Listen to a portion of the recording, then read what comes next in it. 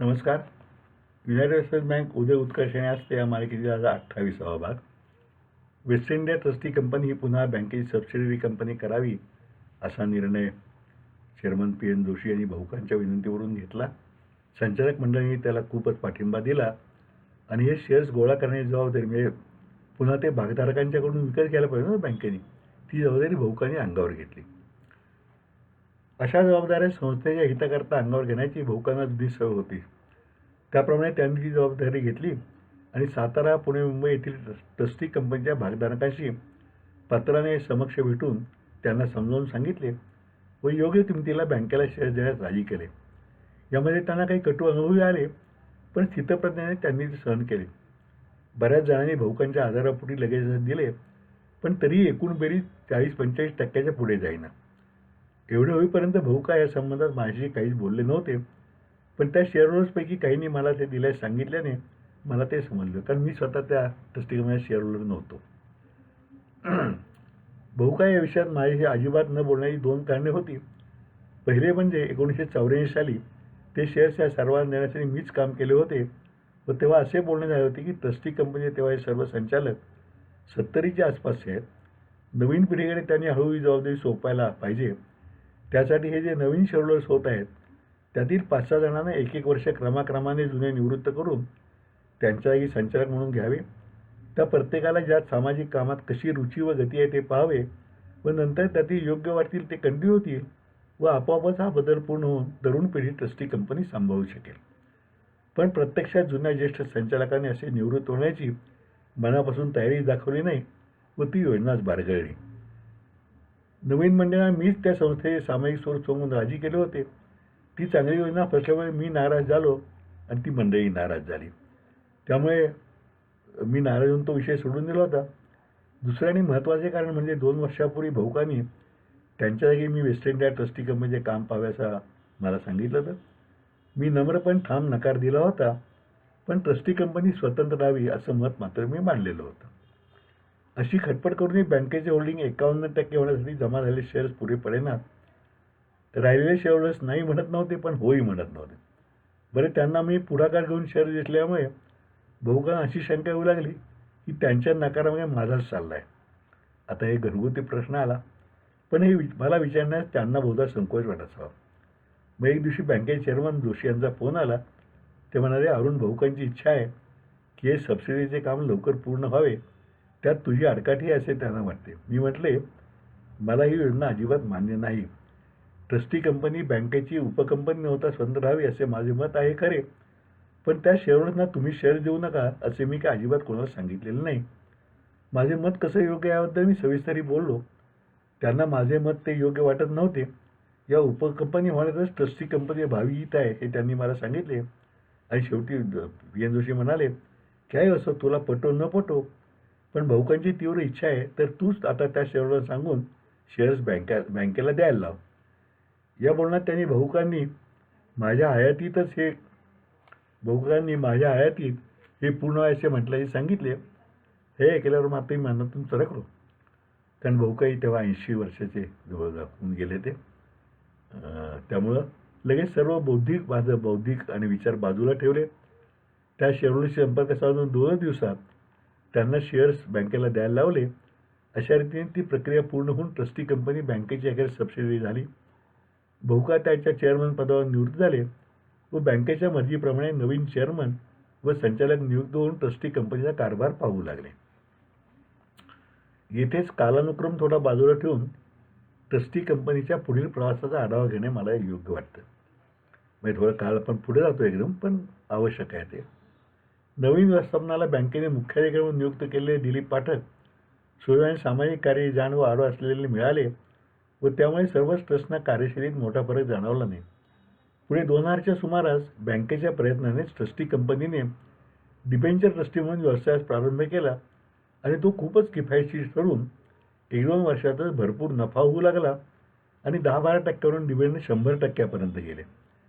Trustee company पुढे right shares काढायचा निर्णय घेतल्यावर मी नवीन चेअरमनला विनंती केली की जुन्या शेअरहोल्डर्सनी व्यक्तिगत लाभाचा काही विचार न करता बँकेने 1984 साली शेअर्स घ्यायला सांगितल्यावर घेतले व पुन्हा 95 साली परत यावर बँकेला दिले.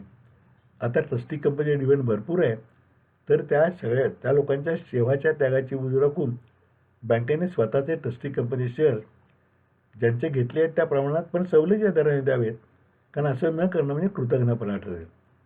पण ती विनंती ट्रस्टी कंपनीचे चेअरमन व बँकेचे तेव्हाचे नवीन आलेले चेअरमन यांनी बराच काळ पाहूया, विचार करतो, काही कायदेशीर अडचणी असे करत टोलवर ठेवली आणि शेवटी स्पष्ट शब्दात नाही पण कृतीने नकार घंटाच वाजवली. बँकेच्या हितासाठी केलेल्या कामाची बूज राखली न जाता माणसे जुन्या गोष्टी विसरतात. हा दुःखद अनुभव पुन्हा माझ्या पदरी आला.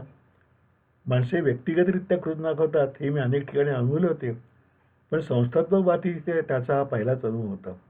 बरे, त्या माझ्या सांगण्यात माझा व्यक्तिगत स्वार्थ काही नव्हता, कारण त्यातील एकही शेअर मला मिळणार नव्हता.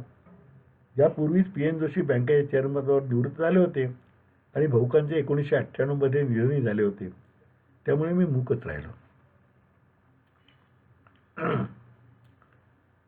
त्यानंतर बँकेच्या काही विचित्र भूमिकेमुळे ट्रस्टी कंपनीचा हा व्यवसाय बराचसा कमी झाला, पण तरी राहिलेला सुद्धा भरपूर होता. 2001 ते 5 या वर्षात ट्रस्टी कंपनीचा निव्वळ नफा बँकेलाच खडतर काळात अल्पकालीन आधार देत होता. 2004 या वर्षापासून बँकेच्या भवितव्याची मला चिंता वाटू लागली. त्याची कारणमीमांसा पुढे येईल, पण बँकेवर कोणी उद्योगसमूह ताबा मिळवणार किंवा विलिनीकरण होऊन बँकेचे स्वतंत्र अस्तित्व संपणार अशी साधार शंका येऊ लागली. PN जोशी निवृत्तीनंतर साताऱ्यात स्थायिक झाले असल्याने आमच्या गाठीभेटी होतच, तेव्हा त्यांनी या शंकेला दुजोरा दिला. असे घडू नये, पण दुर्दैवाने घडलेच, तर ट्रस्टी कंपनी आपोआपच त्या समूहाची वा अन्य बँकेची मांडलिक होऊन जेवणावर दक्षिणा दिल्यामुळे त्यांच्या ताब्यात जाणार हे भविष्यातील चित्र माझ्या नजरेसमोर आले. ते न होता ट्रस्टी कंपनी स्वतंत्र अस्तित्व राहून अण्णासाहेब चिरोळ्यांची ती एक तरी संस्था टिकावी म्हणून आम्ही दोघांनी प्रयत्न करण्यास ठरवले. त्यानुसार 84चा कार्यक्रम पुन्हा उलटा राबवून बँकेने आपले होल्डिंग 51% वरून 25 ते 30% खाली आणावे अशी विनंती ट्रस्टी कंपनीच्या चेअरमननं केली. त्यांनी बँकेच्या संचालकाशी बोलताना सांगितले, पण काही घडेना. त्यामुळे परत 2-3 वेळा भेटल्यानंतर त्यांनी या प्रस्तावाला बँकेच्या संचालक मंडळावरील मखारिया ग्रुप आणि सिकॉनचे प्रतिनिधी, कारण एव्हाना त्या दोघांचे प्रत्येकी 2-2 संचालक बोर्डावर आले होते, मान्यता देणार म्हणून सांगितले. आम्ही म्हटले की तुम्ही बँकेच्या संचालक मंडळ हे मांडा तरी. मग त्या दोघांचा नकारच आला तर आम्ही त्यांनाही भेटून प्रयत्न करू. प्रत्यक्षात मोराटोरियम लागू होऊन बँकेचे विलिनीकरणही झाले, पण या विषयावर त्यांच्याकडून काहीही घडले नाही. आमचे प्रयत्न विफल होऊन ट्रस्टी कंपनी आपोआपच नवीन बँकेची सबसिडी झाली, IDB बँकेची. आता तिथे पुढे काय होणार, स्वतः राहणार का त्याच ट्रस्टी कंपनी विलीन होणार हे काळच ठरवेल.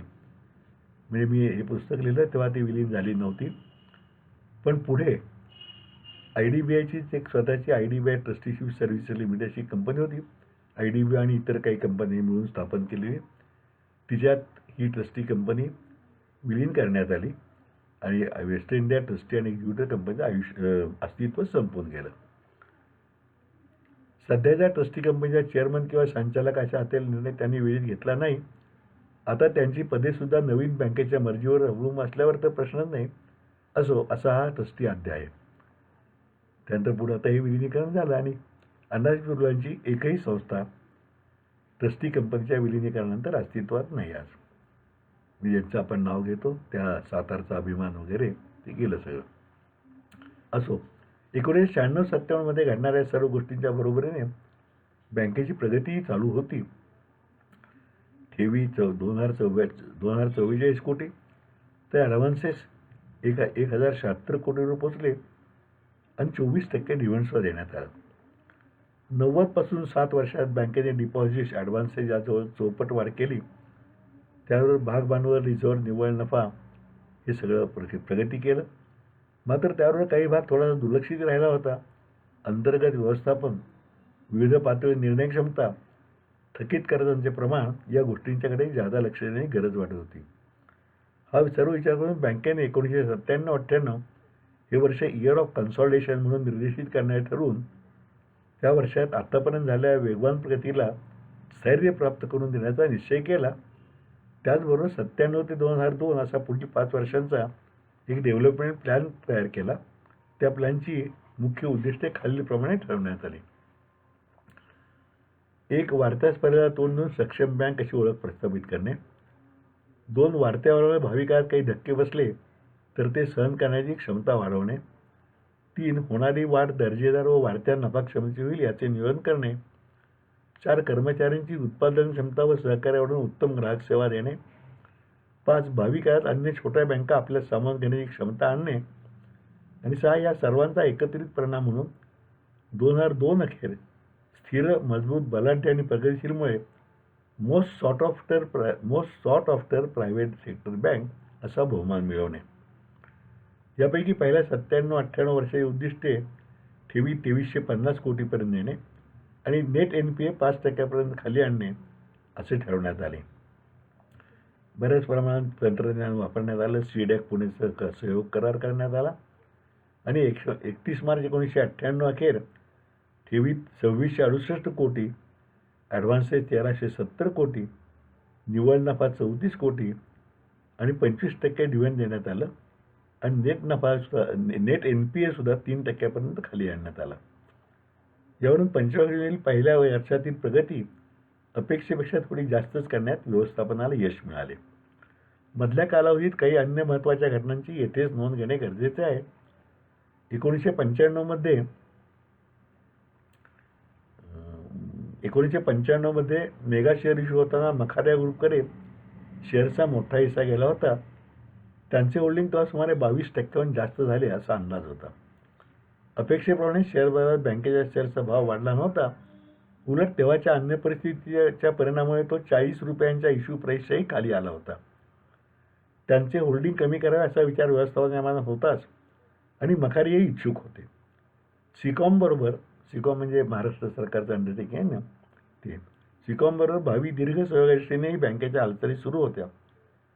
त्या पार्श्वभूमीवर बँकेने सिकॉमकडे त्यांनी चांगल्या प्रमाणात बँकेचे शेअर्स घ्यावेत असा प्रस्ताव मांडला. सिकॉमच्या तत्कालीन मुख्याधिकारीपदी प्रशासनातील नामवंत असे प्रभाकर करंदीकर होते. त्यांचा लहानपणापासून सातारशी ऋणानुबंध होता आणि त्यांना बँकेबद्दलही संस्थांवर आदरयुक्त प्रेम होते. त्यांनी या प्रस्तावाचा सकारात्मक विचार करून त्याला त्यांच्या संचालक मंडळाची संमती मिळवली.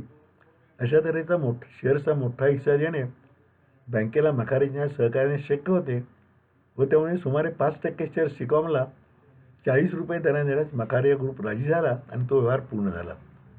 तेव्हा शेअरचा बाजारभाव 32 रुपयेच होता. त्यामुळे 40 रुपये दर देण्यावर सिकॉमच्या संचालक मंडळात खूप उहापोह झाला. पण अखेरीस भावी सहयोग लक्षात घेऊन त्यास मान्यता देण्यात आली. या व्यवहारावरून मखारे यांना ठोक प्रमाणात शेअर देताना बँकेची व त्यांची काही सहमती झाली होती स्पष्ट होते. अर्थात अशा सहमतीचा बँकेने भावी काळात सदैव ठाम इन्कारच केला असला तरी तो यामुळे लंगडा पडतो. या व्यवहारामुळे बँकेच्या एकूण भागभांडवलापैकी मखारे यांकडे किमान 11% आणि सिकॉमकडे जवळजवळ 10% होल्डिंग झाले ही वस्तुस्थिती आहे व तिच्यातच 2000 साली उडालेल्या संघर्षाची बीजे आहेत. 2000 साली जो संघर्ष उडाला तो पुढे येईल, पण त्याची बीजं मखारे यांच्याकडे 11% आणि सिकॉमकडे जवळ 10-11% असे शेअर्स गेले. यामध्ये त्या संघर्षाची बीजे आहेत, सीड्स ऑफ द क्रायसिस. आज इथे थांबूया. उद्या पुढे जावा सुरू करू. तोपर्यंत नमस्कार.